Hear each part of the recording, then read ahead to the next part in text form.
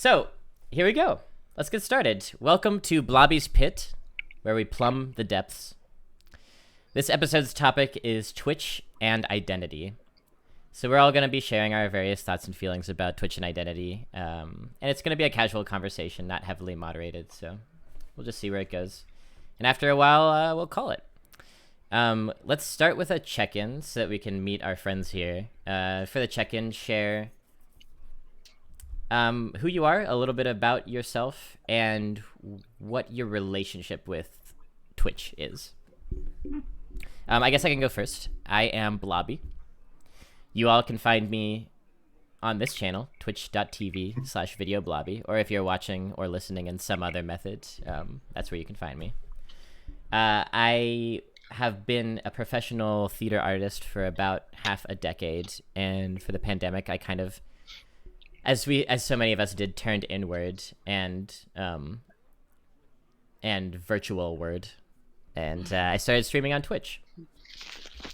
So my relationship with Twitch is as an artist and as a creator, but it was originally as an audience member, specifically a lurker. I was a lurker for years and years and years on Twitch. I probably started watching Twitch more in 2016, 2017, and I was not really ever an active participant in anybody's chat. Maybe once a year I would pipe up and say something if I thought someone needed telling off, or if I thought, like, I had a very interesting question I wanted to hear the answer to, or I don't know. But mostly I was a consumer.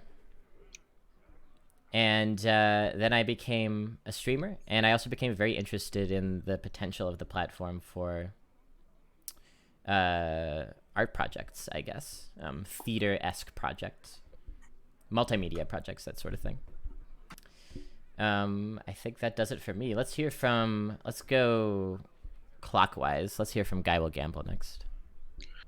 Cool. So yeah, I'm Guy. I can go by Guy, Will, or Gamble, whatever you prefer. I'm a native New Yorker, but I'm located in Philly now. And my relationship with Twitch, or actually I should tell a little bit more about myself. I've been a professional poker player in the past.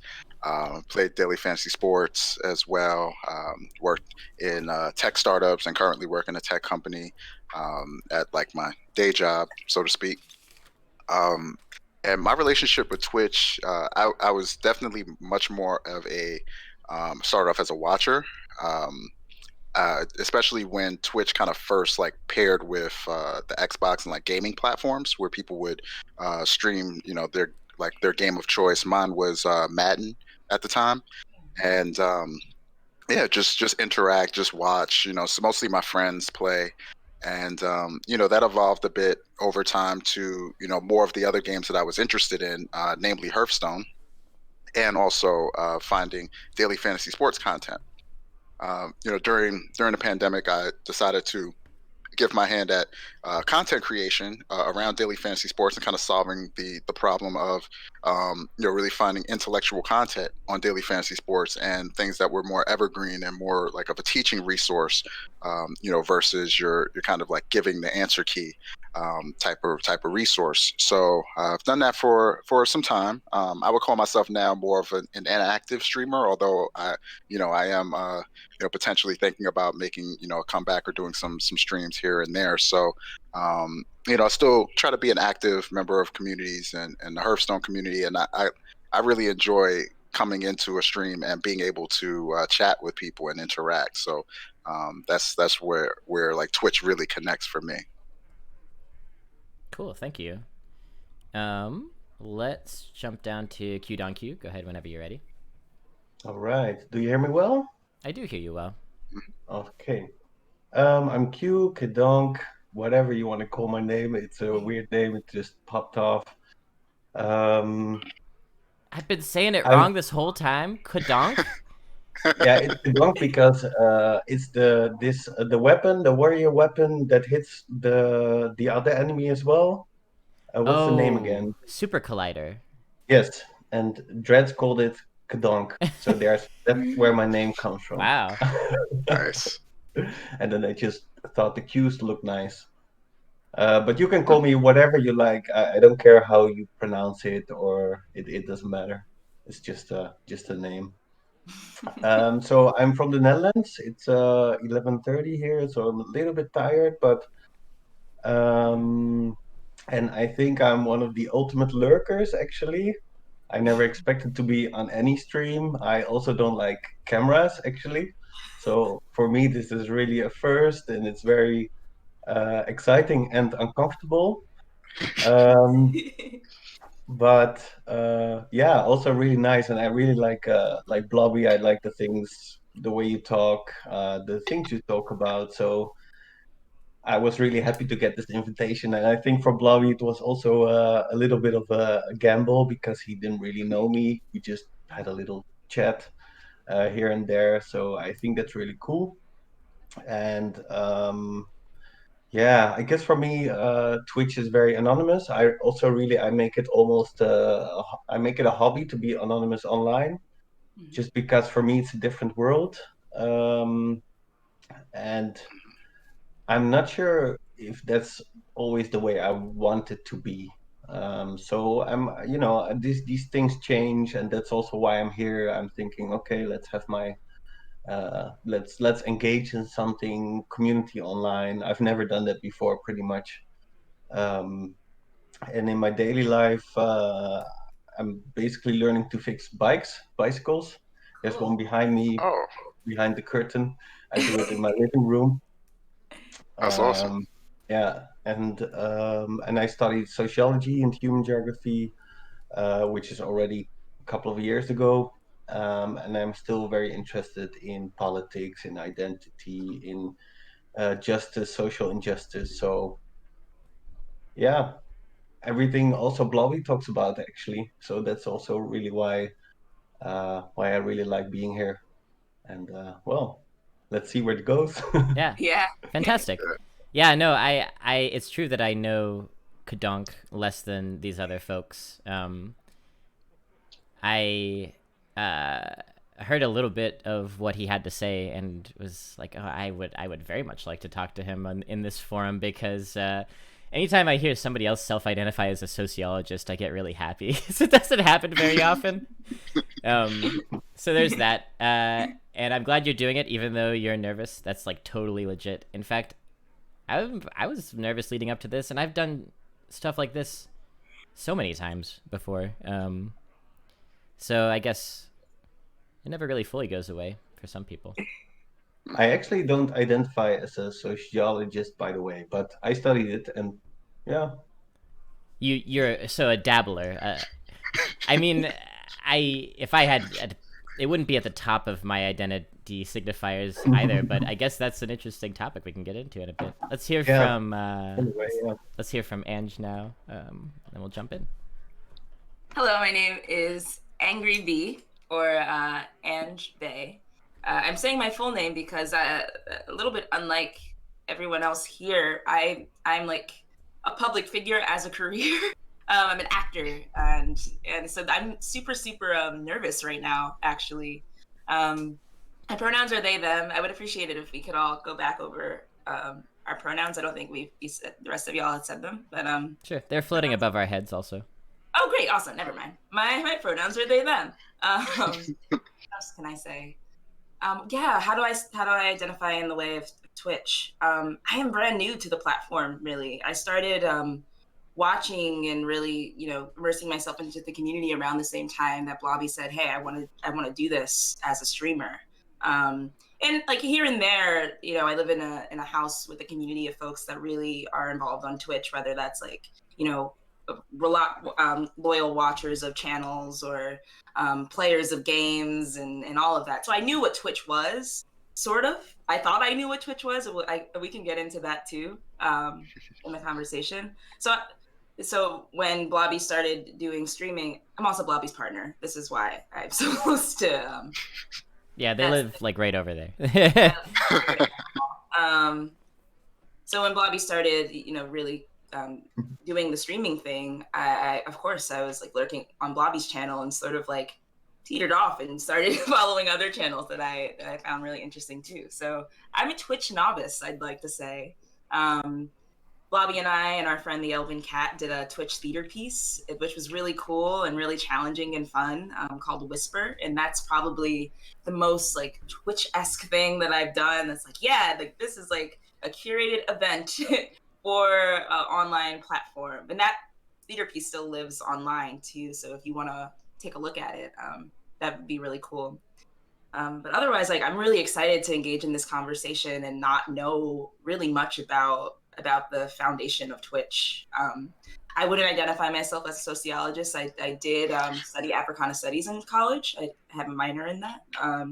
And so sociology is wrapped up in that, of course. And, you know, as a theater artist, it helps to have some knowledge of sociology as well. So I like independent study of sociology. But yeah, I talk a lot about race and identity politics within my job, within this brand that I've curated for myself, but also within my life because I am a Black person. So yeah, if you don't know, now you know. But yeah, I'm excited to start the conversation. Cool. Yeah, so if you haven't picked up on this yet, chat and audience, beyond chat, these are three folks who I know to varying extents, and also three folks who have pretty different relationships with Twitch. Well, four, myself included. I'm the lurker turned streamer. GuyWillGamble is sort of a cocktail of all of it. He's streamed, he's lurked, and he's been an active participant. Q is more of a lurker and is more distanced from the community and has like is representing that sort of like I participate in it as a kind of a blowing off steam thing, but haven't staked my identity on it. And then Angry is kind of the novice to the game. So I think that I really like how those perspectives are various. Let's start off. I will head on over to Wikipedia and define Twitch for you, and then we can talk about identity, because our topic is Twitch and identity and how those two things are interfaced. So let me read a little bit about Twitch. In the year of our Lord, 1892, Reginald P. Twitch invented an entirely new form of entertainment, for him at least. He realized that he could pass the time in his lazy British countryside village by watching the lives of others from a distance through a frame or screen, if you will.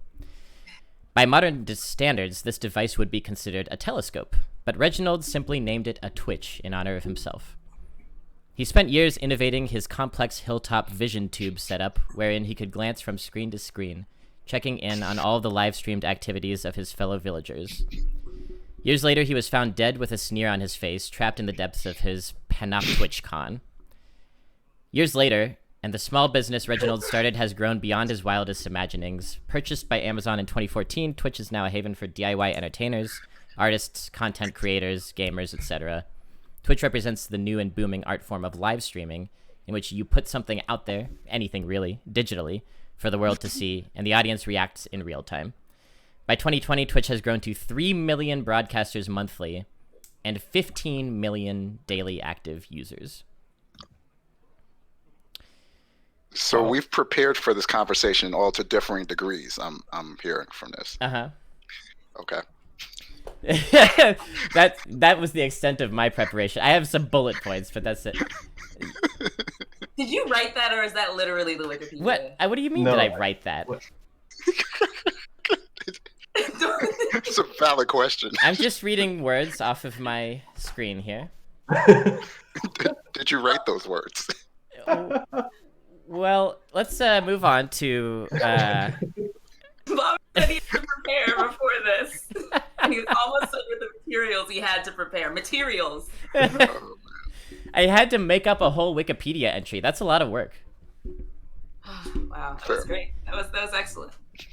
Anyway, the part about 3 million broadcasters monthly and 15 million daily active users is true. And I saw those numbers and I was like, there feels like there's more broadcasters than there's an audience for.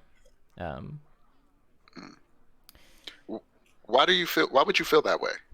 3 million broadcasters and 15 million monthly and 15 million daily active users. So 15 million people actively come onto Twitch every day, and they're looking at around 3 million broadcasters. And so that that's what math. I told you we weren't going to do calculus, but that's what one broadcaster for every 5 users. Mm-hmm. So averaged out, that's not really enough to sustain those broadcasters, right? And that's part of the model, isn't it? 3 million broadcasters monthly Mm-hmm. and 15 million daily active users. So 3 million broadcasters monthly and 15 million daily, it says. Oh, so Pill Guy is saying that you just basically have to stream once in a month to be counted in the 3 million. Ah, Oh, So maybe there are a lot fewer active broadcasters then. and also the active users are mentioned daily, while the broadcasters are mentioned monthly in this Wikipedia. Mm-hmm. Interesting. So it's a weird difference. So that's like Twitch in a nutshell. Let's take a crack at defining identity. Does anyone want to try to define identity, or at least talk about it a little bit?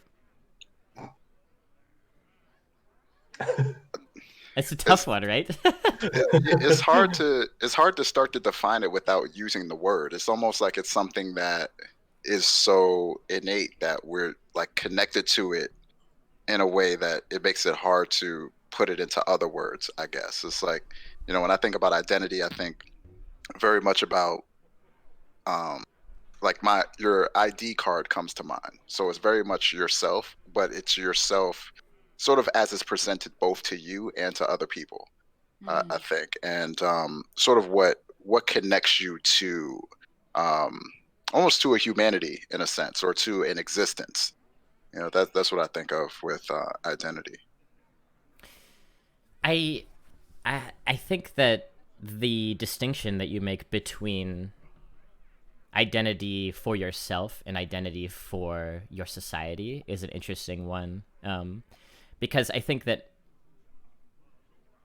maybe the historical or broader usage of identity was closer to like my ID card. This is how the world knows that I exist.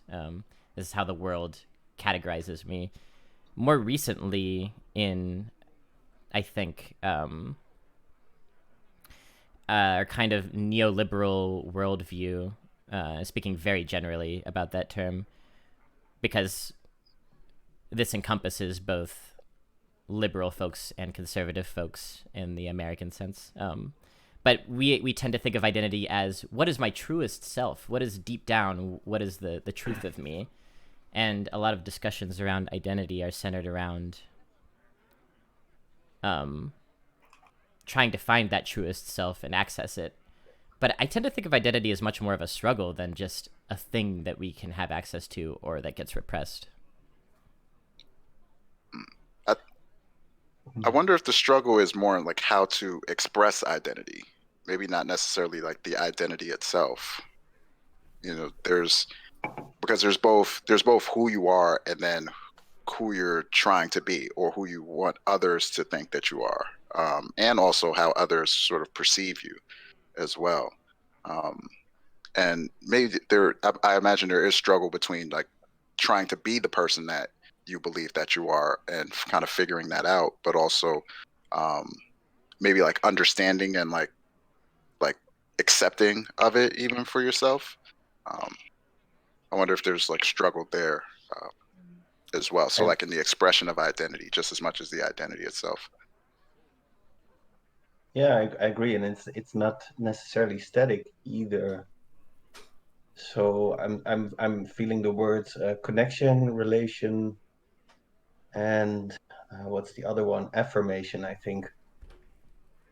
So it's not necessarily static, right? Identity. And I think even sometimes the thing that you think you want to be, in the end, you might not want to be that. Right? Like, Right, that has to do with our unconscious minds being very much a part of us that we don't have access to. yes, and you, while discovering that mind or that way or yourself in the process, you certain identities you try to experiment with them, and then at some point you might let them go, or the identity that you thought you had changes in the society, like the let's say the how do you say that? If I identify as a bicycle person, let's say as a bike mechanic, and then all of a sudden all the bike mechanics turn out to be complete assholes, I might not want to call myself a bike mechanic, you know? Uh-huh. Because I want to say, okay, that's not really what I want to be part of. That's the relation part. You mentioned connection, relation, Yeah. and affirmation. And Yeah. it may have been fulfilling at first to have that connection with people of like, oh, you do bike stuff too.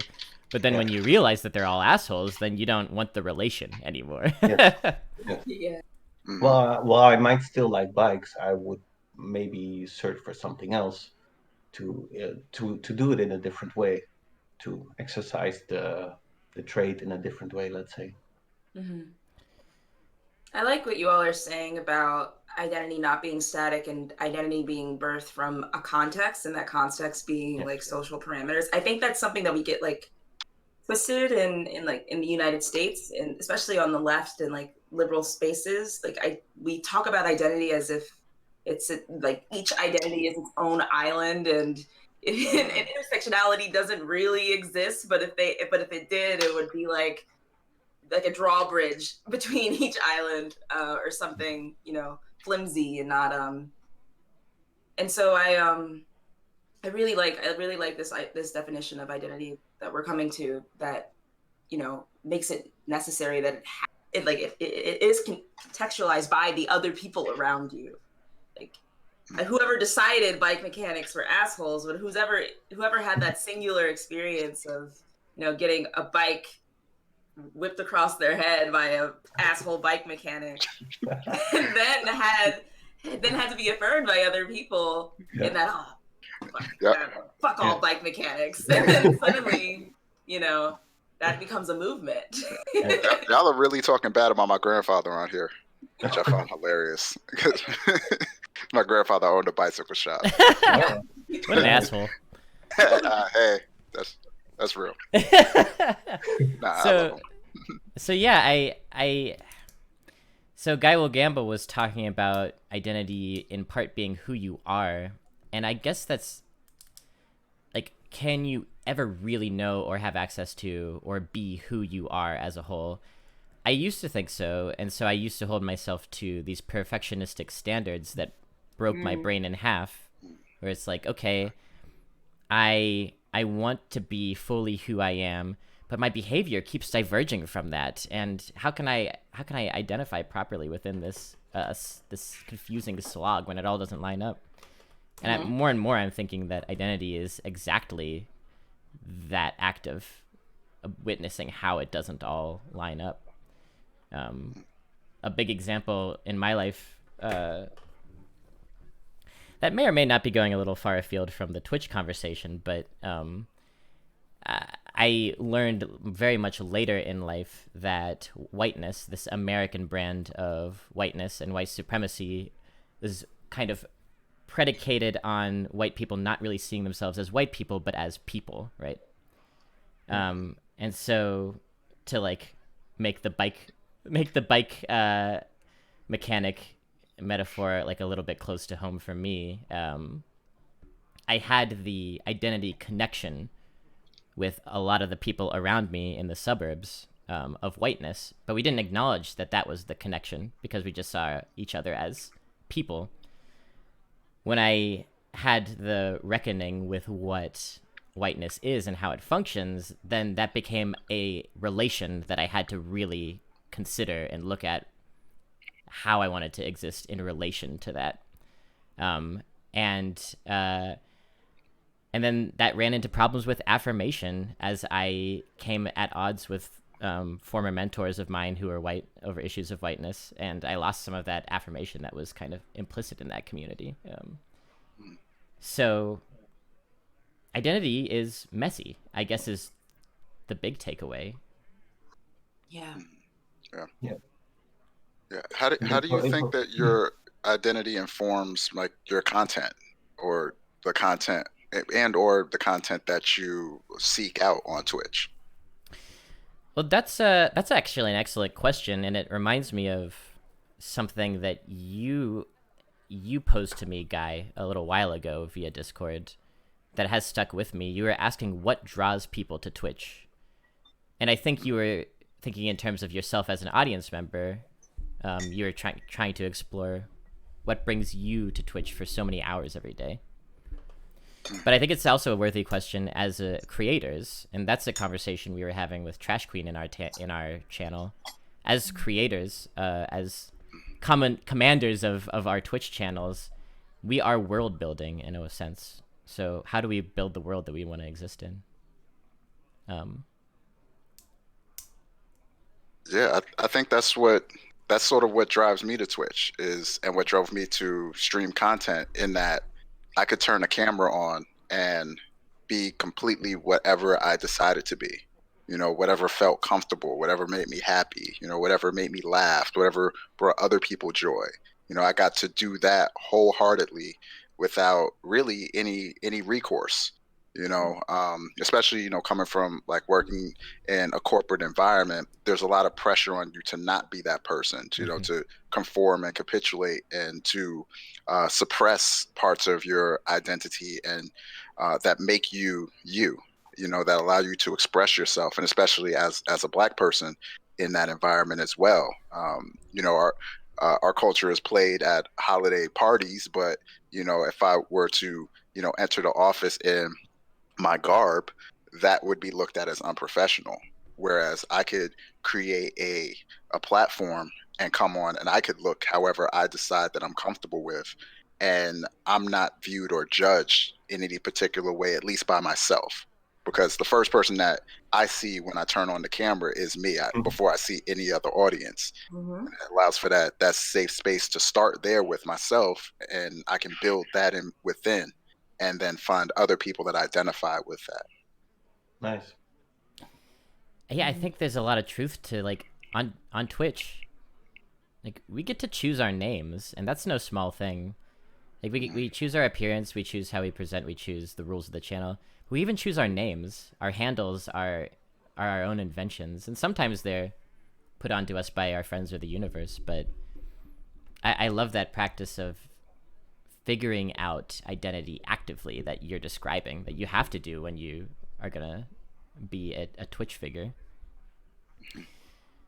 I think there are also people who get trapped by it, though. I feel like some of the, we're pretty small streamers, Guy. I feel like some of the big streamers definitely try to perform in a very specific way that might not even have a lot to do with who they see themselves as. Almost maybe like the political game in a sense. You have to identify with what you feel gets you the most views or the most engagement, as opposed to, what draws you to your purpose first and foremost, Mm-hmm. Or what people project onto you as your purpose.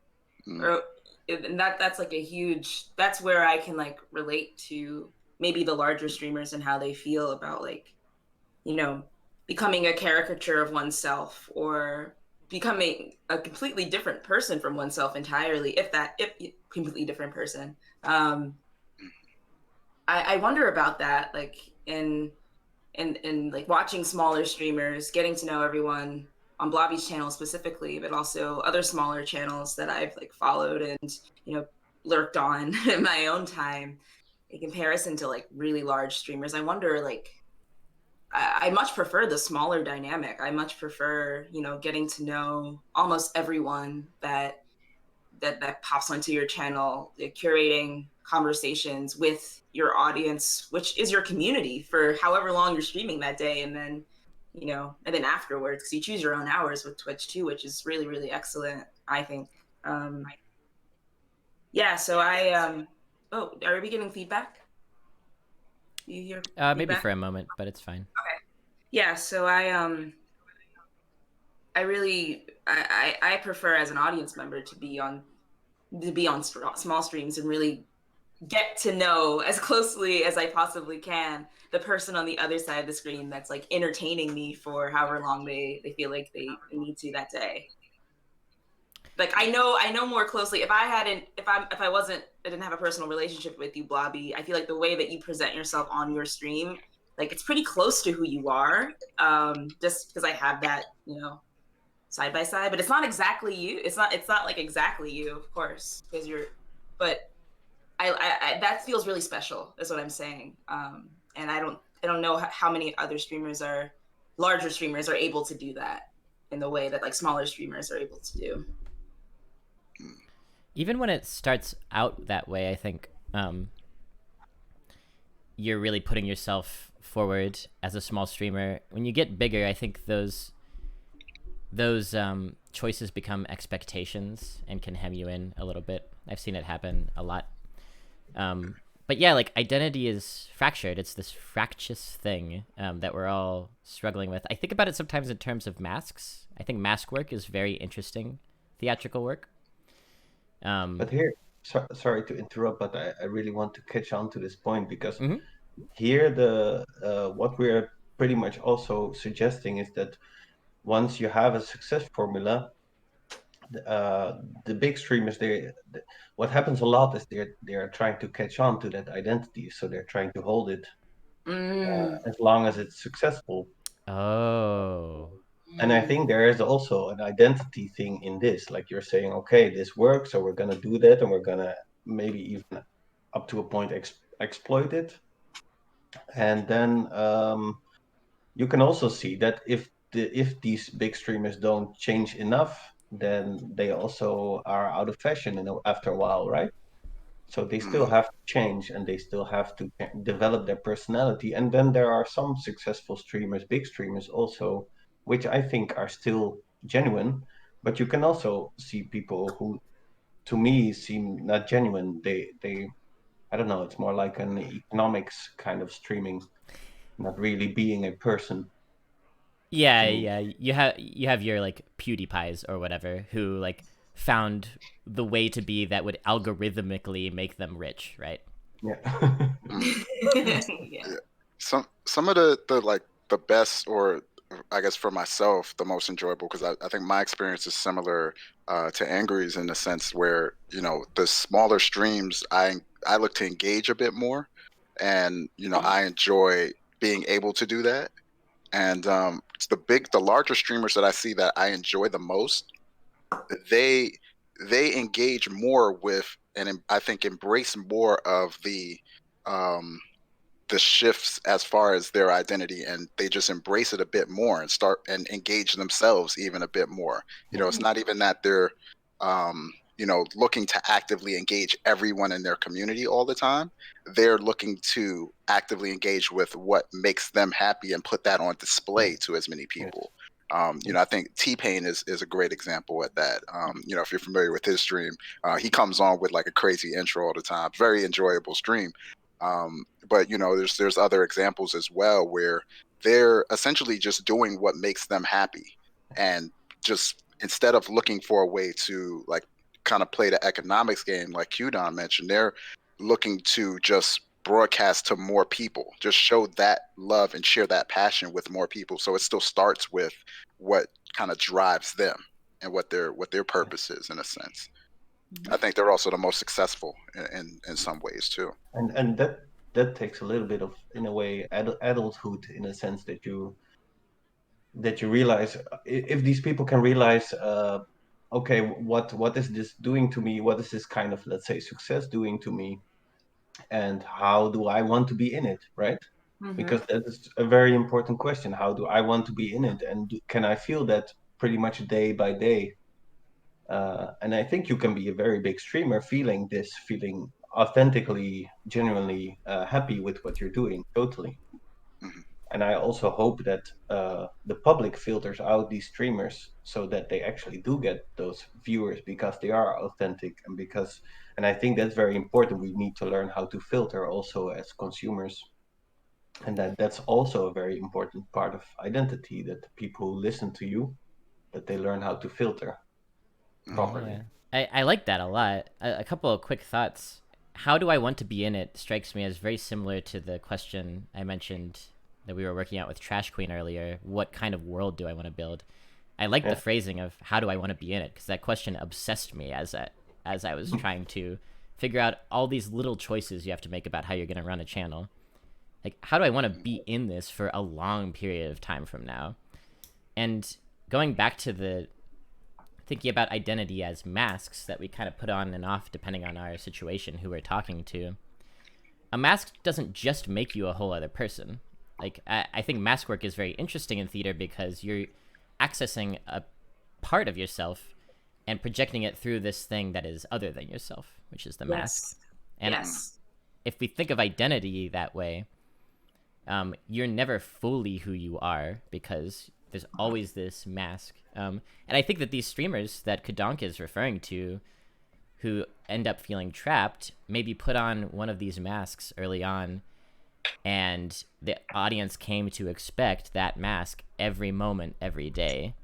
And so then suddenly here you are now, years later, fucking tired of the mask. And some people are coming to chat being like, hey, you're the guy who says the alphabet backwards. And you're like, yeah, I guess I'll say the alphabet backwards again. Yeah. But I learned a new language. You want to hear that one? No, just the alphabet's fine. I think Angry, we have had a lot of conversations about your feelings this way as a performer and as an artist, and a public figure. Yeah. When I say public figure, I don't mean that like my face is on billboards or anything. I mean that, the community in which I work knows me and knows my brand more than they know who I truly am for professional purposes, for my career. As an actor, you're quite literally a puppet of other people's perspectives and points of views. You're telling other people's stories, unless you're writing your own. And when you step into a room as an actor to audition, you're putting on a mask, and you're saying, this is the best I can do this mask. Please give me permission to refine it, and if they like you enough, they'll say yes. And so for me, it became important to not only be an actor, because that's a pretty powerless position to be in theater, I think, and like a frequently abused position. I'm also a director. I'm also a playwright, and I also produce my own work. And in those three practices, I feel the closest or the most comfortable to explore who I am and my identity. And what it's actually done for me is rounded out how other people perceive me, how people perceive me as an actor as well. Now people perceive me as like a theater artist, where like a theater artist and an actor are two very different things in people's brains, for better or for worse. And because I talk a lot about race, and because like I have a social media presence with members of my community on it, I guess Facebook is more like my Twitch. We pull similar numbers in viewership, I think, Blobby, on those platforms. Because I really started with me just posting like things that I was passionate about, and at the time, like in college, is really when this took off. It's like I was learning a lot about myself as like, an adult human, whatever that means. And I was like unpacking things that I really, really needed to start to heal from my childhood, as it pertains to like my Blackness and my socioeconomic class growing up, not rich at all. And with mental health too, like having that open up for me and explode for me in college is like, oh my God, I can like start to identify with these things and without feeling shame for it. So my Facebook became a reflection of that, became a reflection of me, trying on different masks and realizing, oh, this one doesn't fit, or, oh, this one's a little, wonky. Maybe if I cut off this feather, it looks a little better. So my Facebook became that sort of like canvas, that splatter paint canvas. And people started to latch onto that. And eventually, society chose what my Facebook turned into towards the end of my college career with the Mike Brown. Mike Brown was really the thing that made all the white liberals on my feed go, oh my God, racism. and I immediately was like, okay, well, like I'm Black. I guess they're looking for me to say something. And I remember like posting something about it. And ever since like that moment, I just started like posting more and more about like racism in America, like American racism, and really like curating a persona that I guess like white liberals and white leftist folk really like found as like a guiding force. And a lot of those people run my industry in Philadelphia. And so because I was like opening doors for them in their understanding of race and racism, they started opening doors for me in my career. And it's really, and now I'm at a crossroads where it's like, I shouldn't even be taking up the amount of space that I'm taking up, like as like a lighter skinned Black person. Like I don't need to be the face of X, Y, and Z's diversity committee.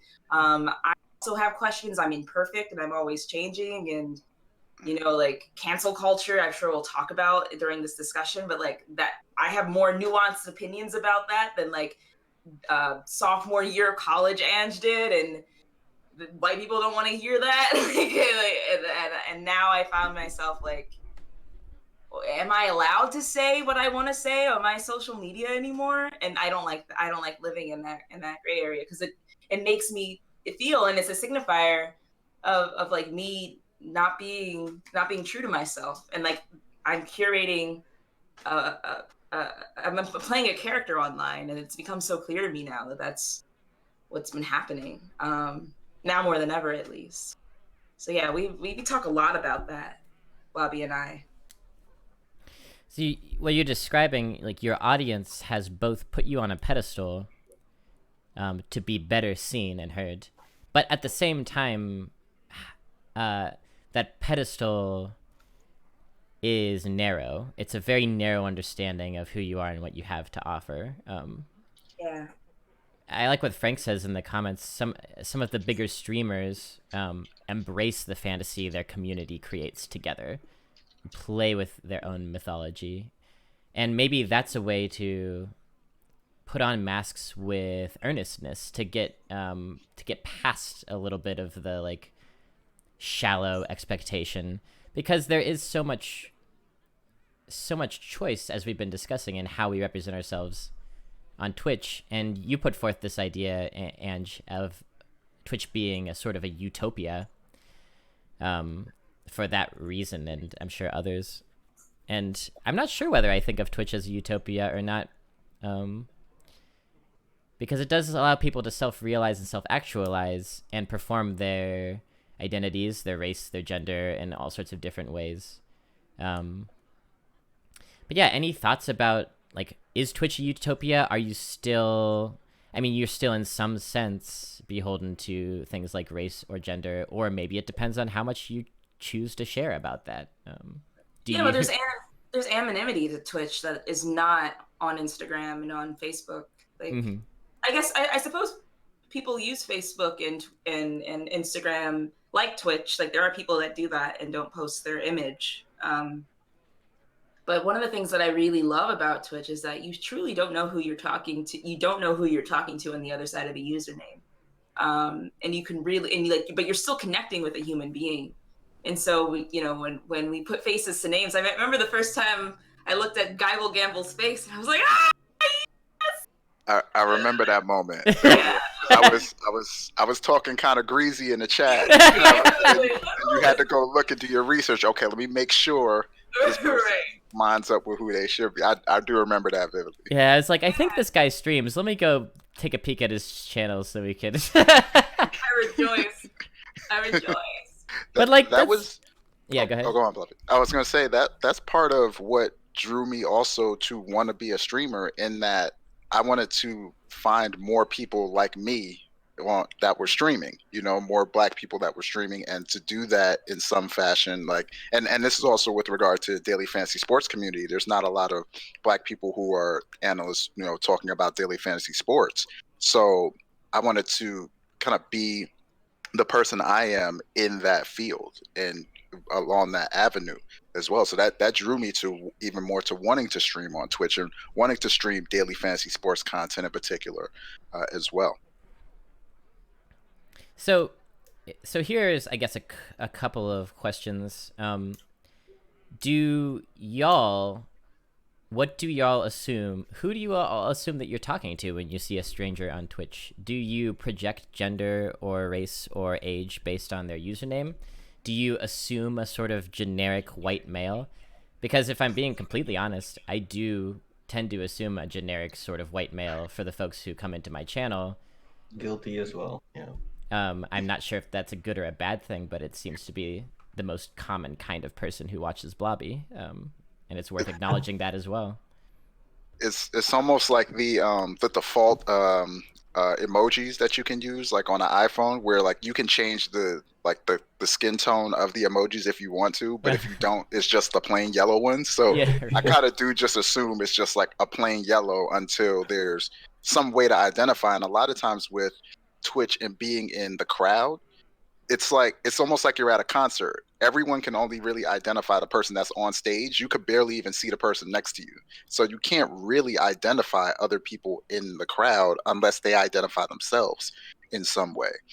And so, yeah, I try to assume a blank canvas, but I think because of just like how society has kind of shaped and molded my development, and I think a lot of people's development in America in particular, we do kind of have the assumption that, random person A is, 28-year-old white male or something like that, or whatever the statistic is for that platform. And in some other arenas, it's different.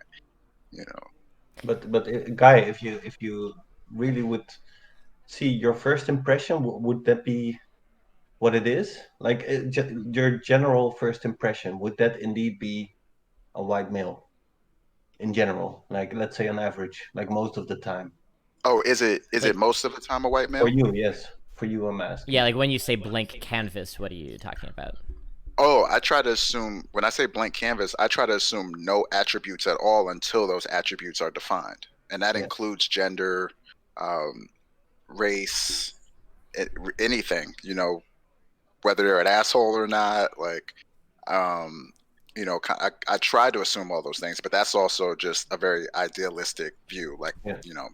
At the end of the day, I still kind of revert back to, even in that way, I find it interesting that I revert to an identity that's not me, or an identity that's like so far from myself, that I think, I mean, that's far beyond Twitch, but that's kind of my default in a sense.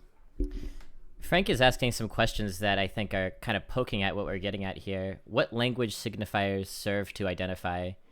What can you tell from the way people type? And that's such a dangerous game, because like then I want to learn more about the people who I interact with every day, so I can, like, I don't know, talk to them more specifically. But is the answer to start down a train of assumptions like, oh, they kind of said that in a very non-masculine way, or like this chatter is like saying some things that a white person probably shouldn't say but a black person could say. Should I investigate to make sure that they're not white, or stuff like that? That kind of brings up dude that I was ready to throw hands with that one time, where he was going, and I can't even assume that this person was a male, but they came into chat, and we had a conversation that kind of bordered on incendiary, and then they used very specifically vernacular and slang that is from my culture. And I don't know if everyone would have noticed that if I hadn't said anything about it. Mm-hmm. But I think there's certain signifiers in slang and the way that people type that does give portions of their identity and expose some of their identity in a sense as well. The way that people express themselves, I think that you can get certain things from it that can help to form the identity of that person that you're interacting with, or that you're essentially part of this community with, in viewing this Twitch content, and even in interacting with it when you're a streamer and you're engaging with content. Blobby, you do something sometimes similar to what I do, where I read people's comments kind of back to myself, and that helps me kind of, I think, understand a little bit of their lens, or what they're expressing and how they're expressing it and who they are a bit. But it's definitely not a completely accurate science. But there's something to being able to identify some of slang that's typed, or language that's typed, and identify with who that person is. And when that doesn't add up, or when it's someone who is like gaslighting, and they're using it in a way that's inappropriate, there's that. I think that still exists, and that's why I don't look at Twitch as utopia. Getting back to your previous question, um, I think that it's less utopia and a bit more harmony. And there's, you're kind of for me, I'm actively seeking that harmony. So I may not always find it in a stream that I go to, and then and that depends maybe on my mood. I might be looking for a quieter, softer stream, and I come in and the music is super loud, and that's not the environment for me at that given time. That might throw off my harmony a bit and being able to engage and be a part of that community at that particular time. Yeah, Pill Guy says, do you think the way you read and interpret someone's writing influences how you perceive their identities? I think absolutely, for better or for worse, it does. Angry and Ange and I were saying when we were encountering GuyWillGamble, we were like, well, we got to do a little bit of research on this fellow, because otherwise we might have to start to get anxious about this person talking this way. Or I'm sure you would have had a few more questions. Yeah, right. Or another example is something I've noticed recently that I do is I too, like Q says, or rather like Guy says, I try to use gender neutral pronouns for people who I'm not sure about in chat, who haven't shared their pronouns, and I try not to assume race, even while understanding what my demographic typically is. But every once in a while, someone comes into chat who says just such horseshit that I actively assume that they're a man or a white person based on what they're saying. And I think that is maybe a way to weaponize these assumptions that have to do with race. There was a fellow who came into chat the other day and said, you looks so ugly to me. And just was trying to kick up shit, and then eventually had to be banned because he went too far and made an extremely fucked up joke. And I was like referring to him as him. I was like, chat, I mean, this has got to be like a middle school dude. Like I can't imagine otherwise. The amazing part about that is if that individual never said another word outside of just that one line, it would have been so hysterically funny that like our perception of that person would have been way different than what it ended up being.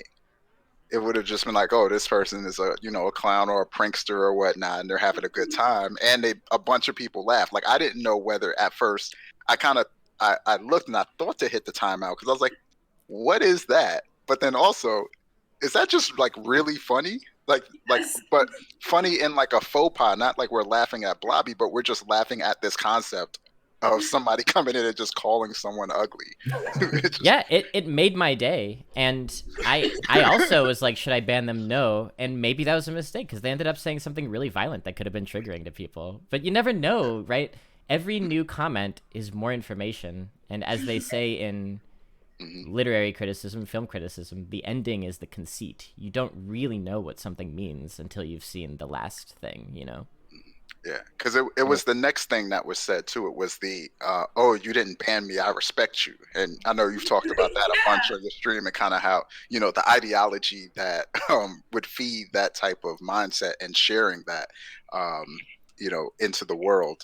And yeah, so obviously things got a bit more problematic from there. But I think people are always dropping clues about their identity and themselves by the way that they express themselves.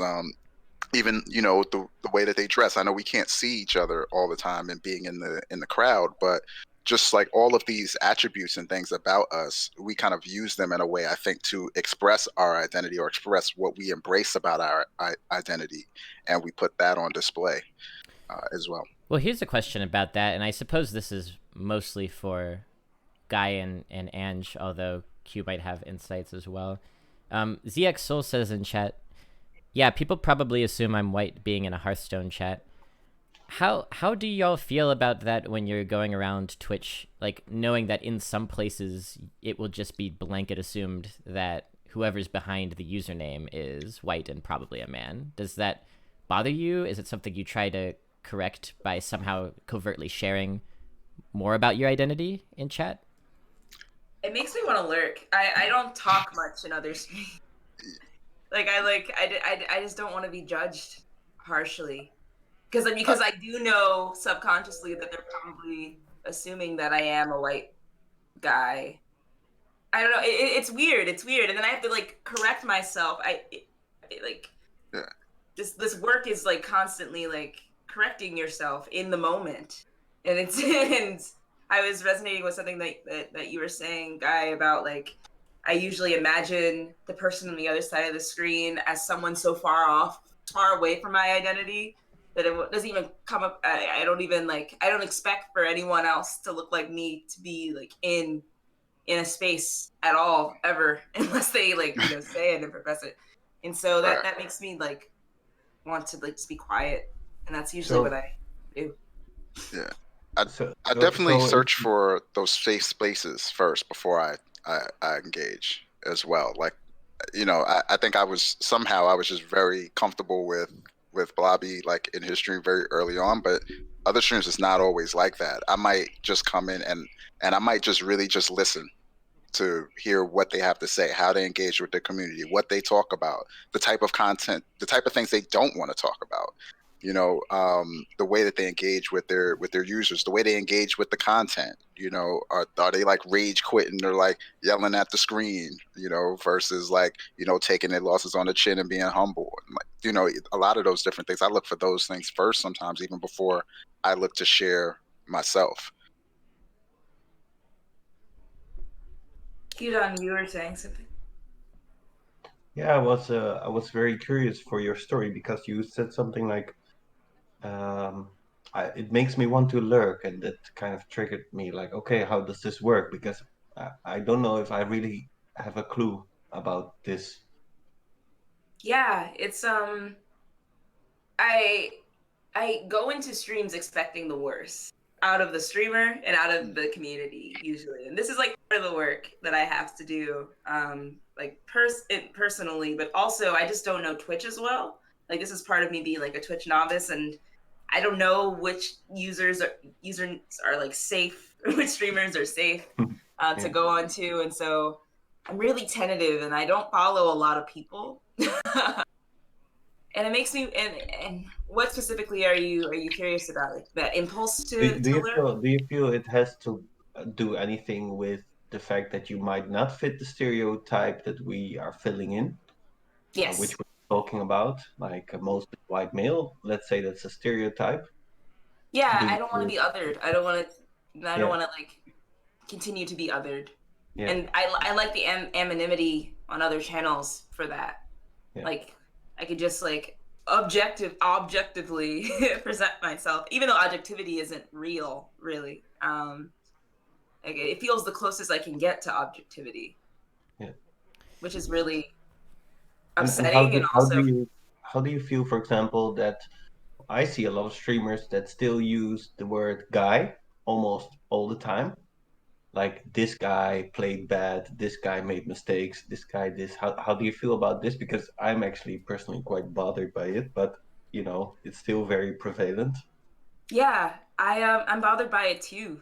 But there's something where like if you hear something enough, you kind of become numb to it, or you Yeah. choose, or you like pick your battles, and I find myself having to pick my battles a lot, like when I Mhm. open myself up to new things and experiences and people, and so I come in like ready for war, unfortunately, and I want to be a part of a community on Twitch, and slowly but surely I take off my armor, and I'm able to like reveal more parts of myself. But if I don't know the person at all and I'm just coming in as like a brand new entity, I'm probably going to keep that armor on for a really long time. Yeah.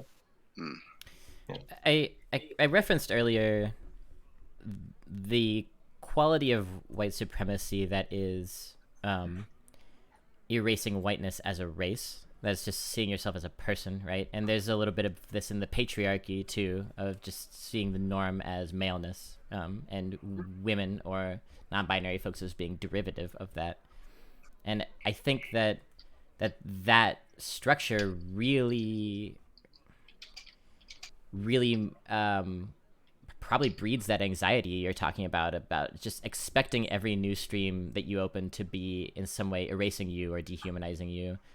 Like, when most of our content creators who have been given resources are white and male, and when most of the people who've had voices are white and male, it's the norm to assume that. And like, I think that white people go into a situation expecting it to work out best for them, and that's why we get Karens, complaining to managers, etc., because something for once didn't work out. And I think that it's very much the opposite for other kinds of people. And that speaks to what happens when you're anonymous here. You may be anonymous, but you're still getting projected on, and you're still having to fight those battles if you choose to, or simply lurking to avoid them. Yeah.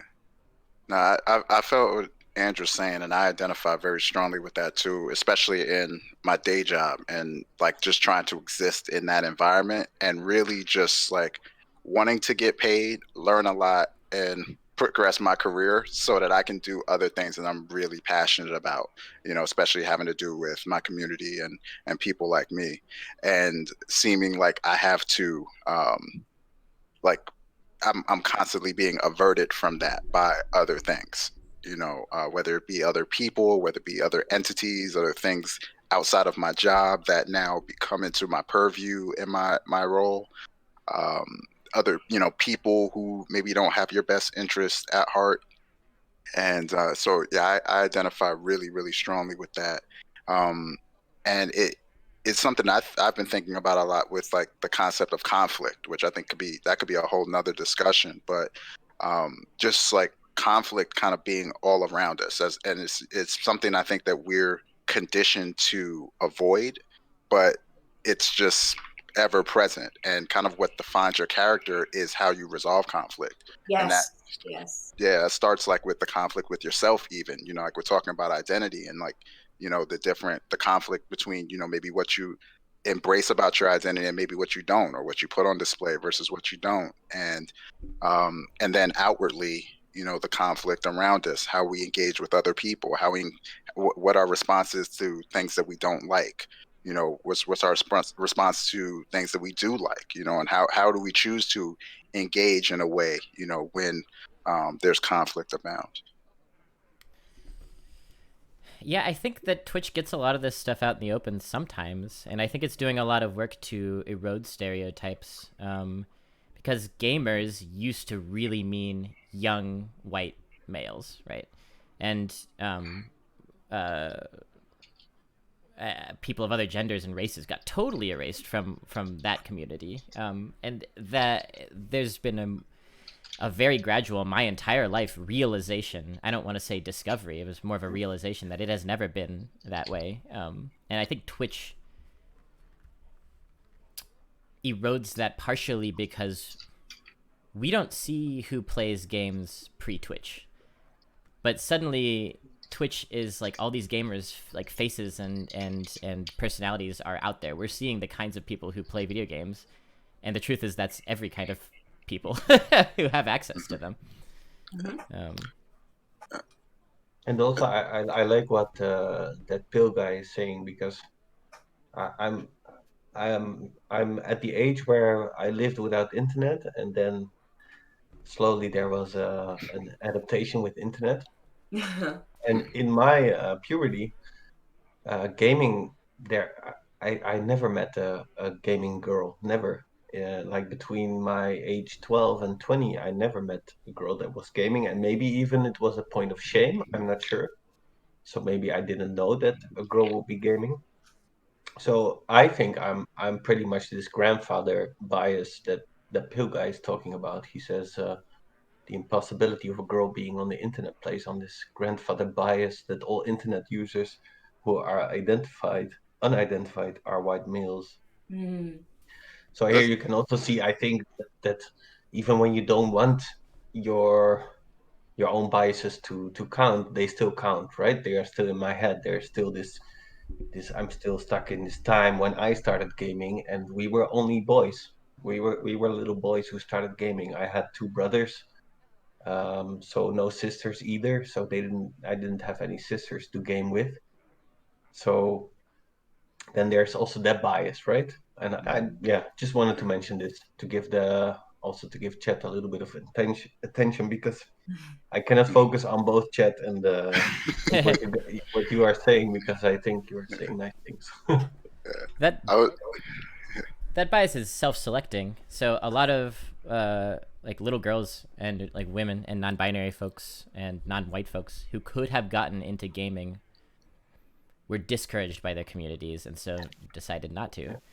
And then a lot of folks who decided to do so anyway might keep it close to the chest, as it were. Yeah. So there's many layers to that discussion.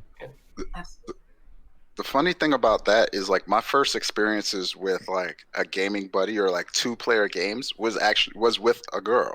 When I was really young, my neighbor had a girl, and we would just trade Nintendo games back and forth.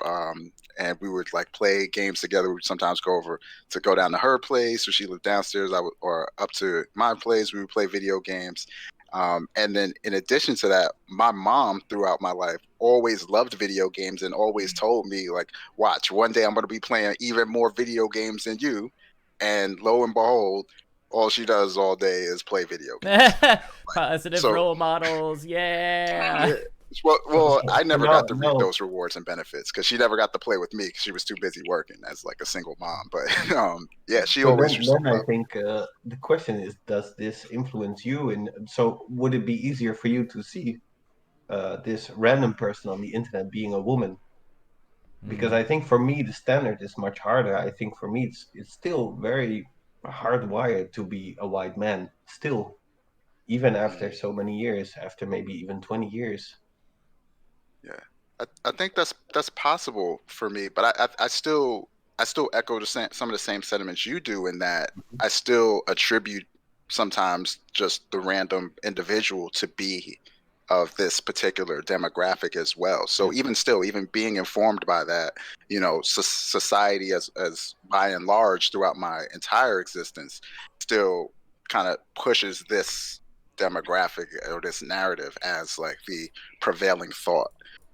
And it's a constant rewiring to transform that. Yes. And constantly like thinking, like just keeping that top of mind, being conscious about it, and that's so it's still constant to kind of change that narrative. The rewiring, I like what you're saying about the rewiring. And just to like stay on the track of the conversation, the first person I ever saw play video games was my father. A 6'3" pit bull of a black man. I would watch him play Assassin's Creed and Elder Scrolls, and I just was so captivated by fantasy role-playing games. And so I have such a positive association with those kinds of games specifically, which is probably part of the reason why Blobby and I do game nights with like role-playing games. What are we doing? What is that game that we're doing right now? Inside? We just did Inside. We played through. But Hellblade, I loved so much. But yes, this rewiring concept. I was born into thinking that identity was this perfect, rigid thing, and very early, my very early understandings of identity was that, because the first thing I became aware of was you are a Black person, and my parents made that clear, and that was something that was said to me out of my protection, because I needed to know rigidly that you are Black, and so this is what you have to do in the world in order to make it through your days with some kind of ease. So I was like, oh, so like people are Black, people are queer, or they just are born queer, and like there's like nuances to that. Of course, like sexuality and gender are not the same thing, and people are born men or born women, or with no kind of like context of like the social the societal parameters that like birth these specific identifiers. Like there has to be whiteness and racism in order for Blackness to even exist, and I just knew that I was Black without the context of racism, and so I just assumed that like, oh, I guess I'm Black, I guess I'm straight because my parents are, I guess I'm a woman, and I guess my favorite color is pink, you know, and like going through my life, it's like, oh wait, like these things aren't true. Like, yeah, I'm black and I'm learning my blackness that can't rub off me, and so that's something that like I have to be. But like womanhood and gender, like who are trans people? What are trans people? And starting to discover that, like, oh, there are people that are born woman and then become men, and then non-binariness being in the middle there. And of course, I'm using like terms that are not PC because that's where I came from. That was the mindset that I was in. And the only like touchstones that I had at that time. And I became like I became aware of like how imperfectly I fit into my identity as it was prescribed to me by my parents, by society to many extents. And you know, in wanting to become a better person, it took a rewiring. It took, you know, learning the right language in high school to, you know, talk to one of my best friends who happens to be a trans man. Like that, I remember like feeling like, oh my gosh, like trans people, like what is that? And that was my parents' biases bubbling up in me. That was my own internalized transphobia. And these are things that like I had to learn. I still am rewiring myself to, you know, move through the world in a way that allows others to experiment in their identities as well, without, you know, the friction of this is wrong. You shouldn't have permission to not be perfect in you know. So I like that rewiring. It really does feel that way, because like in the moment I short circuit. There are moments where I short circuit and I'm like, it's like, oh, that's internalized racism. Undo that. Or like, oh, nope, that's internalized misogyny. You don't need to do that right now. And it is like a rewiring. Yeah, I wanted to point out that ZXO made a great point that I found interesting, just on the concept of being black and being an entity of sorts. You know, and that, you know, if you're a black person and you own a business, your like legitimacy is always that question. It seems, you know, like we judge, and this comes from ourselves in our own community and how we look at ourselves and our own businesses, and also how the world kind of views ourselves and our businesses and entities, in that the legitimacy is always the part that's questioned. You know, like when we order something from Amazon and it doesn't show up, we just like file a complaint, order again. Whereas we order something from, you know, this does extend beyond blackness, but, you know, if we order something from a black-owned business and we don't get it, we're never ordering from that business again, or ever going to that entity again. Yeah, right. Yeah, and then we degrade our own. And that's the internalized racism. Like, of course, black people are always late, or you know, like whatever the. Yeah, and those are like sort of the like societal kind of trigger points that are thrown out there as identifiers about us in our community, and we're always battling against that. You know, I feel like myself, even as a streamer and being, you know, a black person who streams this content and trying to stream, you know, content that I view to be intellectual, and you know how people view that, and you know, view my legitimacy, and also my questions with my own legitimacy. You know, am I successful enough at this to warrant attention, or warrant giving advice, or warrant teaching someone else? You know, like am I accomplished enough? You know, and even just those questions that you have for yourself, and kind of how that you know, how you deal with that, how you resolve that, and also come to accept as well. You know, because you know, people don't exist in absolutes either. You know, it's another thing that I think you know, Ange mentioned that I really you know, really you know, mess with on a personal level, is that, you know, we aren't really fully 100% who we are and what we want to be at all given times. And so, you know, we don't exist in an absolute, and people don't exist in absolutes. You know, people aren't 100% good or evil, or 100%, you know, knowledgeable or ignorant. And, you know, there's always a sliding scale. Yeah, so I think even the wokest people tend to make it absolute out of identity. Like, if you don't see me in my identity, this is exactly what I am, Right. Thank you for that follow, pork beef zip code boy. They tend to make an absolute out of these identity categories when they are really things that we need to be constantly having a relationship, rewiring, grappling with. That's the term that I've been using most recently, is grappling with our identity. Because if we were just to fully accept what we are, that's a whole lot of baggage that's been put on us by society. Like, if you could just say with absolutely no hesitation and complete comfort, I am black, I am trans, that comes with so many connotations we don't have control over. And I've been feeling a little bit of that way with, like, I am a man in recent years. Like, I've never not felt like a man, but what does that mean about my capacity for violence? What does that mean about my capacity for misogyny, et cetera, et cetera? But I think that one of my big mission statements for the channel is open conversation, exactly because this grappling is more important than certainty. And getting this shit out in the airwaves will help more people reflect and, as we said earlier, play with the masks. Put on different masks. If you feel like you're straight, put on a queer mask for a while and be like, hey, is that other dude hot? I don't know, maybe. That's super worthwhile work.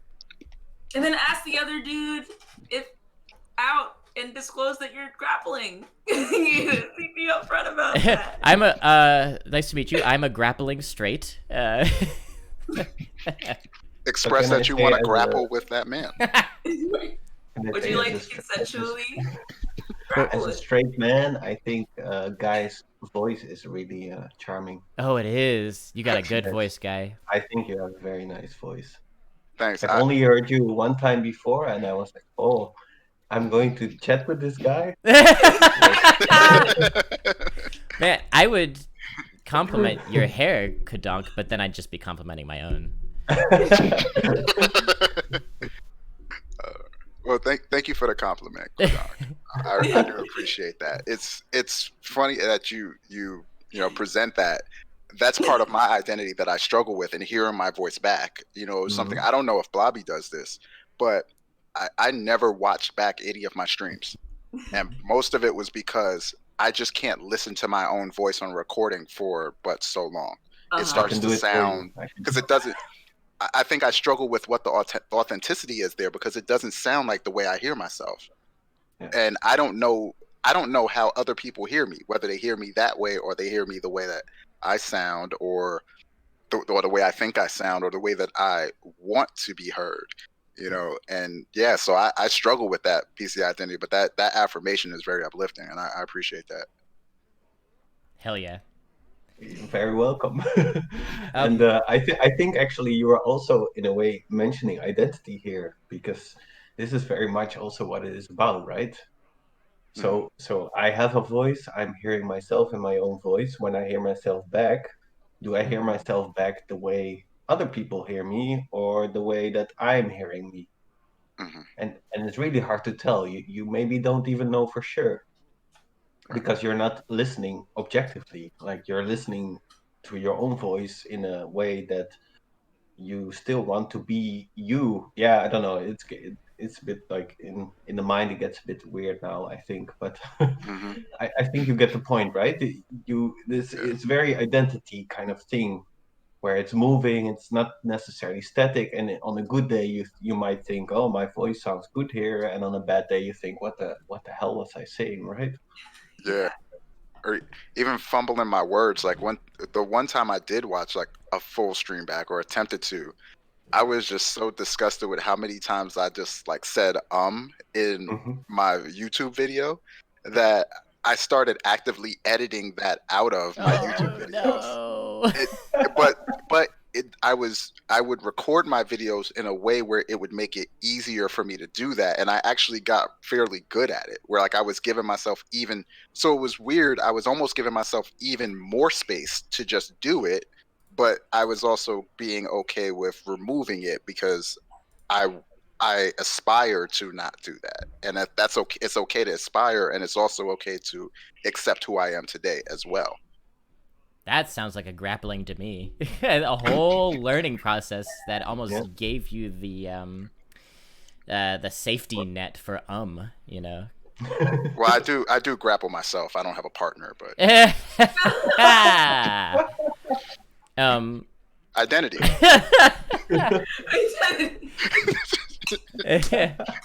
My identity, I do me. Yeah, I want to kind of like put a wrap on that and maybe give us one final brief home stretch topic for this conversation. Frank, I want to read. Frank says, psychoanalyst Joan Kopchek said in a podcast recently that she prefers the concept of subjective singularity instead of identity. Identity is the fantasy screen that we have to look through to behold the real of ourselves that is too traumatic to look at directly. Yeah, so it's sort of a short circuit in that way, rather than a deep truth of ourselves. Yeah. I like that. It's a lens. Frank spits some bars for real. Frank regurgitates Kopchek's bars. Frank Recycle remembering bars for real. So my kind of swerve into the final topic here is I want to talk a little bit about voyeurism and Twitch. Because we've had a really great conversation this whole time about how we participate as ourselves, as projections of ourselves, as masked versions of ourselves, how we build these worlds and choose which worlds to be a part of. And we've all been lurkers, I gather, from this conversation. So what is it about Twitch specifically, and specifically the figure of the lurker? Because in most art forms that aren't live, everyone's a lurker. You know, you're reading a novel, the novelist isn't watching you, right? And what makes Twitch special is that you know how many people are out there, but they have not all made themselves known. They could choose to lurk, as we call it. So, I guess, like, is there a voyeurism to that? Is there some, like, titillation to being a lurker, just as was demonstrated in the Wikipedia entry on Reginald P. Twitch? There is something, like, covertly sexual about a whole lot of Twitch. You know, Ange was talking to me a little while ago about stretching streams, watching people just stretch on stream. I've been reading stuff about sleeping streams where people fall asleep on stream and get a ton of donations because it's fascinating to the audience. And we were joking about this on stream the other day, but I know the day is coming when somebody's going to die on stream and everyone's going to be in the audience like, oh my God, look at this. Right? So any thoughts about any of that, I guess? I hope I never witnessed the last thing. Yeah. The last thing is I try not to fetishize when it comes to content, and what I mean by that is I try not to, like, as much as I try not to, like, pursue this perfect view of myself, like, within me. I try not to seek a perfect entity in the stream or the content that I'm viewing. And I think that part of what draws me to Twitch in that regard, from, like, being able to watch from afar, is that you can choose at any point how active you want to be as far as engaging, and you can choose to be all the way in the back in the club, you know, on the wall sipping your drink, or you could choose to be on the dance floor, you know, two-stepping and doing that, and or anything in between. And you know, but I try not to, like, hold the streamer or the content in, like, unfairly high regard, if that makes sense. Yeah, absolutely. I mean, interestingly, the sleeping example is an example of an imperfection that actually inspired chat and made them more excited, right? You would imagine. I would imagine they didn't do that purposely. Some people do, actually. The first time. Talking about purpose is also a matter of intention, right? Your story, Guy, reminded me of a girl that I thought was very attractive, and there was a situation in which I saw a part of her which I don't think she intended me to see. And then at that point, I felt like, okay, I want to respect her, so I'm not looking. And this is, I think, a very important thing. Like, do you acknowledge the intention that you're feeling from what's being sent out? So if a person really wants to be watched in a way that they are expressing, then I think you can watch in any way you like. But if you are seeing something that maybe was unintentional, an accident, or whatever, maybe it shouldn't be watched in that way, then I think it's good to think about it. How do you want to watch this? And should you watch it in that way? And I think Twitch is a little bit more difficult on this subject than when you see someone in real life, because there's more communication in real life than on Twitch. The streamer doesn't really see the audience. So yeah, I think, I don't know, just throwing this in, I think it's interesting. I think that's a great insight, and it speaks to how contextual this all is. Like, how does this person want to be watched? Yes. Because there are so many women who stream who have creeps coming in constantly and get called titty streamers just for the simple fact that they're inhabiting the body that they are and that they identify as a woman. Yeah. And that's suffocating. But there are also plenty of streamers who I guess would consider themselves sex workers in like a totally positive way and are stretching so that they can be gawked at, right? And this also a little bit gets into the territory of the other unutopian aspect of Twitch, which is money, the algorithm and the money and advertisements and how we make a living here. And some people will play into these nasty structural things, like assuming that every woman is a titty streamer. Some people are shrewd and will play into that in order to make ends meet, as it were. So there's a lot of context here too.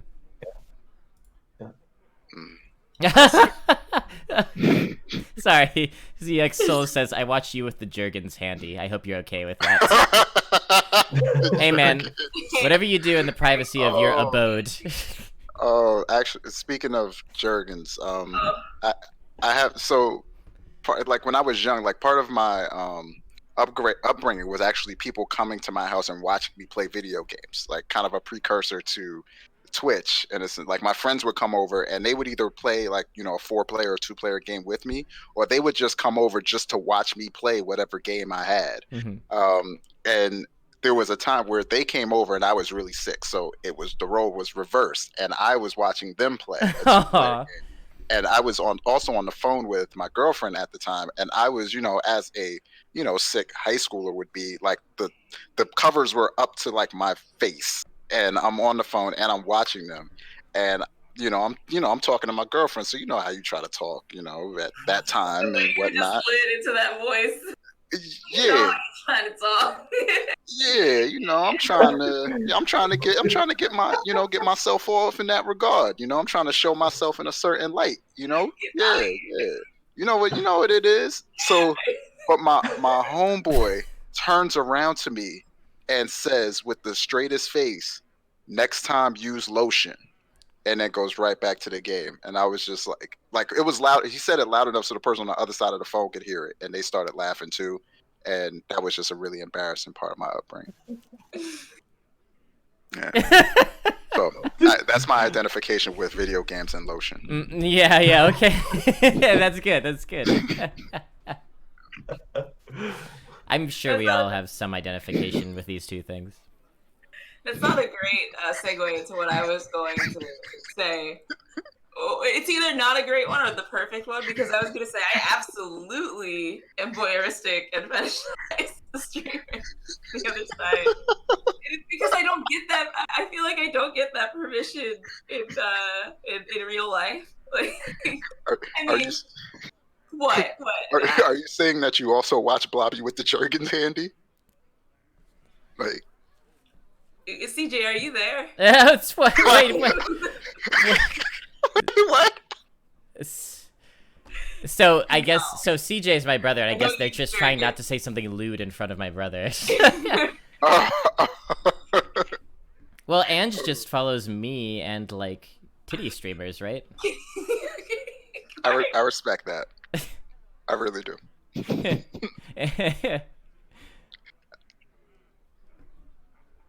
Yeah. Speak about that experience.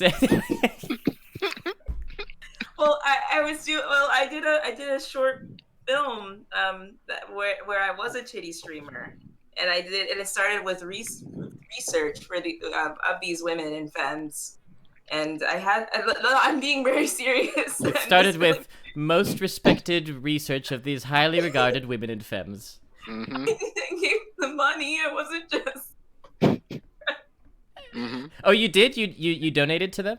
Oh. Yeah, like $1 or something. I cheer bits, I guess. Is that what that happened? It's don't know. I'm very much a Twitch novice, but I follow those people, and yeah. I lost my train of thought. Yes, is the answer to your question. Yeah, I mean, it's just really interesting how, in general, but especially in this specific example, money and transactions of money are used as affirmation for whatever the streamer's doing, you know? Money is the currency of affirmation, even on Twitch, especially on Twitch because it's donation-based. Say that, like, the women that I follow and the femmes that I follow, like, I also relate to them a lot because I often, because they're scamming the patriarchy. That's what they're doing, and I feel like, and I do that all the time.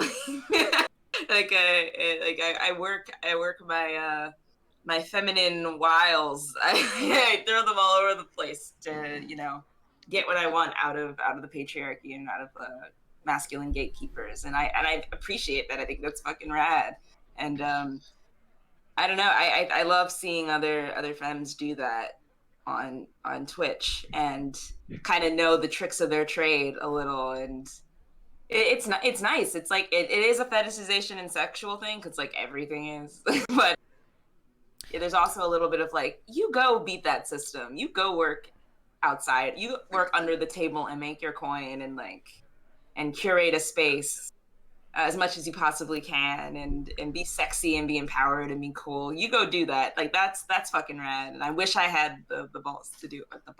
I wish I had the ovaries to do it, you know. The movie that we watched together that speaks a lot to this is Hustlers. Hustlers yeah. is a great film. And I think that Hustlers is very aware that, that's a movie about sex workers, strippers, and I think that movie is very aware that we are all degraded by society to varying extents and in different ways. It's what we do with it that counts. Like, if you're gonna take that degradation and be like, okay, I know what makes the patriarchy tick, I'm going to go ahead and make some thousands of dollars off of it. And yeah, I was raised to believe that was degrading, that sort of work, but I have come to understand how empowering it really is. What you said is really interesting because I don't think that currency is the only, or may even not be the predominant currency that streamers receive from doing a stream. There's also the attention and the affirmation as well. And like you said too, as far as the degradation, like the jokes that my friends had, like I didn't feel more comfortable with myself until I was willing to identify with those jokes as part of my identity and almost like lean into them in a sense. They always make fun of me for like the ridiculous things that I say in like given moments, and until like I identified with that, I was uncomfortable with it, but I was just uncomfortable with myself. Like that's just is who I am. And it makes me me. It also is what draws them to me. Like that's the part of me that they strongly identify with, and especially in the Black community, like we express ourselves by way of joke, and that's what builds that bond as well. And that was something that I didn't always identify with at first. But yeah, some people, I think they do things on the internet, or they might get on Twitch just to be laughed at, and that might be the affirmation and the attention that they seek, and then they're pleased, and then they go about the rest of their livelihood. Great lesson for y'all to take forward, chat. Like, try to enjoy a channel in ways that won't make the creators fucking uncomfortable. Just pay attention and listen. What are you gonna say, Q? No, actually, I feel like I do occasionally make creators uncomfortable because I make jokes that I think are funny and that they are not. And then it turns out I'm the only one laughing about them. Or I have a very bad timing with jokes. It happened to me before that I got a 10-minute ban because I made a joke at the really wrong time. And I thought it was funny, and I didn't really had a malintent, but it just happened, and I got a 10-minute ban. And I was like, oh, oops, bad timing. And I think this is also maybe interesting. Like I'm on my side behind my screen safely, and the streamers out there showing themselves, right? Always being vulnerable, pretty much, because you are there, you're on the screen, you are vulnerable. Your voice is being heard, and I'm just there being whatever mood I'm in, and I'm expressing something that I cannot maybe express in real life, or especially with Corona shit, it's even harder, right? You have to find a way to express yourself, and I don't know. There's not really point to this, but I just thought, okay, me being a lurker, I also don't always respect or have the best timing, you know. Yeah, I mean, I try. there's. Sorry. Yeah, I try. Yeah. That's beautifully said, and I think a big reason that I was the lurker for years is because I didn't. My feeling was that if I was going to speak up in a chat, I better have exactly the right thing to say, right? Yeah.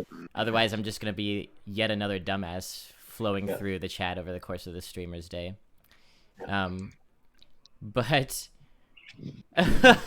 well, we have an interesting example of someone coming into a chat and saying some shit here. Matt G says all the guys here look like they were on season 3 of To Catch a Predator.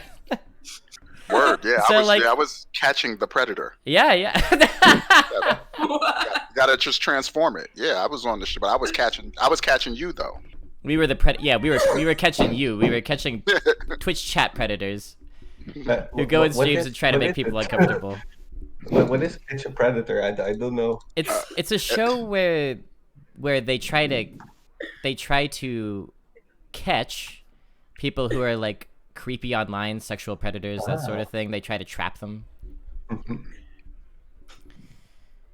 Oh, good lord. Yeah, I was gonna say how I was gonna ask you how long do you want to, how much leeway do we want to give said individual before like I just come through with the hammer? It's an interesting case study. I'm not nearly as entertained by this Matt guy as I was by the other guy, so I'll let you do what you will with him. Well, peace, love, and hair grease. To go to gay club. I see this happens all the time. I don't like to ban people until I can get a read on them, but often you have to because it could be dangerous to not do so. Anyway, it also can endanger other people in your community. You know, as I'm sure you've seen as well. Like sometimes the energy actually a lot of times isn't even directed at you specifically. It might just be directed kind of broadly across chat and the other people in the community and how they engage with that, and that can make them uncomfortable. Mm-hmm. Yeah, and that's the constant negotiation, because on a channel where I want to help people have difficult conversations, sometimes you're going to get real buttheads coming in who are willing to genuinely listen, and I don't want to send those people packing, because that's how change happens, is reaching out to the buttheads who will listen. And I guess this speaks to my wrap-up thought, and we can go around, and if y'all have any wrap-up thoughts before I shout out your plugs, prepare those, I guess. They better be perfect. I'm giving you time. No. Anyway, my wrap-up thought is I've loved this conversation. Thank you all for joining me for it. It's been great. But yeah, it's not as simple as what I said earlier. Don't make streamers uncomfortable. It really depends on your relationship with them. If you're still strangers, don't say really like sexual shit to somebody, right? But, you know, people like GuyWillGamble and Ange come into my chat all the time and say that shit to me. And I'm fine with it because I know them, right? And so much of this is context dependent. Don't, like, do your best not to project. Listen, and understand that identity is a constant struggle, and we want to help other people with their struggle rather than impede them or upset them with their struggle. I love what you said there, and the funny thing, I think I can speak more like pointedly to that perspective as well, and just being someone who knows you a bit more recently, and we kind of had to build that rapport. I didn't just come in off the rip saying that you throw the thing down. Like that was like 3 weeks into knowing you, Yeah, you gave it a good 3 weeks. yeah, and knowing angry, and and like being comfortable with that, and also sharing about myself in that regard too. So yeah, I think like you said, it's really valuable to continue to just consider other people and the community that you're a part of, and the role that you play as a streamer, and also as a part of the community, whether active or lurking or anything in between. And how just how it all intersects, between your identity, the identity and the content and the environment that you're looking for, and kind of how that all comes together. Any parting thoughts, Q? I'm wondering what angry looks like. Angry? Why I made the face I made? No. Why are you called angry? Why am I called angry? Yeah. Because my name is Angela, Ah, and my last name is Bay, and so my friends growing up would call me A Bay, and that turned into A Ang B. Hey, baby. Hey Bay. Yeah, but there's okay, but there's no angry in your name, or so no, so it's like Ange with RY and then B, the initial of my last name. Okay. But I'm a pretty angry person on the inside. I do. Oh. But I'm like harmless, like a bumblebee. So that's where Angry Bee came from. Okay. I think that's what I want to say. That's my button. Thank you. Yeah. I mean, for the whole conversation. That's all. Yeah, cool. Oh, that's it.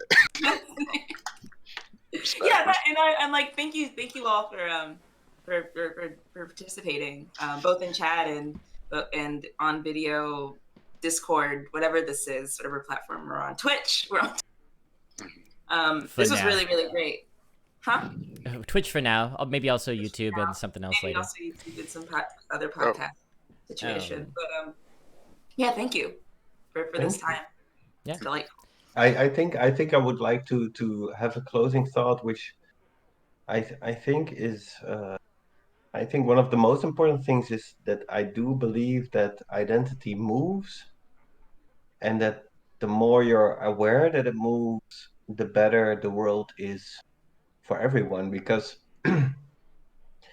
if you see movement as development, which it is, because life is only movement, that's also what identity is, right? You stick to an identity, you learn what you can from the identity, and then you move on, or you grapple on to the next one, and etc. This is the process of life. So I would like to say this. I think this is a very important part of identity, which we all need in this world. We need to know that identity is a practice. Yeah, beautifully said. If you are feeling something that doesn't fit chat or a wider audience, don't assume that something is wrong with you. Look at it. Don't look away. And begin the process of becoming comfortable with it in some way or another. Or maybe weaponizing it, as some people do, playing with your masks, playing with the fantasies. I'll end with a request from Frank, an improvised limerick. We'll do one about identity. There once was a concept called identity that had us all grabbed by the titty.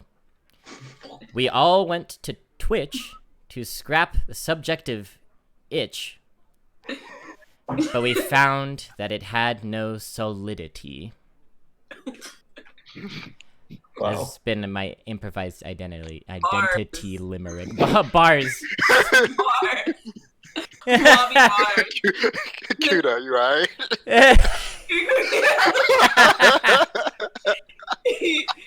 All the way from the Netherlands. We need a Blobby Bars emote, clearly. The mixtape out this summer. I've got like most of a mixtape made. Man. Yeah, he does actually. Hey, we're in Philly. You might be able to get like Lil Uzi or Meek or somebody on that. Yeah, probably. All right. Thanks everybody for watching. Appreciate it. Thanks to all these wonderful interlocutors for interlocuting so beautifully. Appreciate all of you.